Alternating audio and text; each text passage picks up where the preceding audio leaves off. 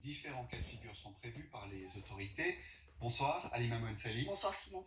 Imaginons que j'ai un contact à haut risque avec une personne positive au coronavirus. Je ne présente aucun symptôme. Que dois-je faire ? Alors si vous ne présentez pas de symptômes, Simon, vous ne devez pas faire de test PCR. Ça, c'est une première chose. En fonction de votre statut vaccinal, vous devez peut-être vous mettre en quarantaine. Concrètement, si vous êtes triplement vacciné ou doublement vacciné depuis moins de 5 mois, ou que vous êtes rétabli du Covid depuis moins de 5 mois et que vous disposez donc d'un certificat de rétablissement, alors vous ne devez pas observer de quarantaine.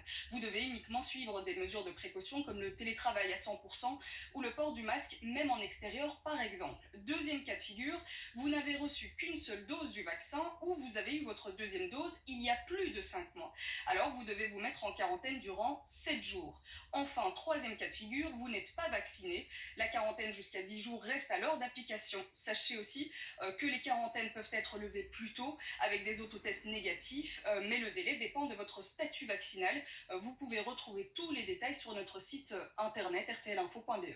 Halima, alors si je présente des symptômes, là la situation, elle est totalement différente. Oui, puisque vous devez faire un test PCR cette fois-ci. Si le test est négatif, alors pas de quarantaine. Si le test PCR est positif, alors vous devez vous isoler pendant 7 jours et plus 10 jours. Le délai a été raccourci. Vous pouvez donc lever votre quarantaine à partir du 8e jour, à condition de ne plus présenter de symptômes, notamment de la fièvre, durant au moins 3 jours. Et dans ce cas-ci, quel que soit votre statut vaccinal, il n'y a pas de distinction.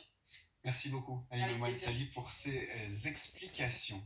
Demain, l'invité de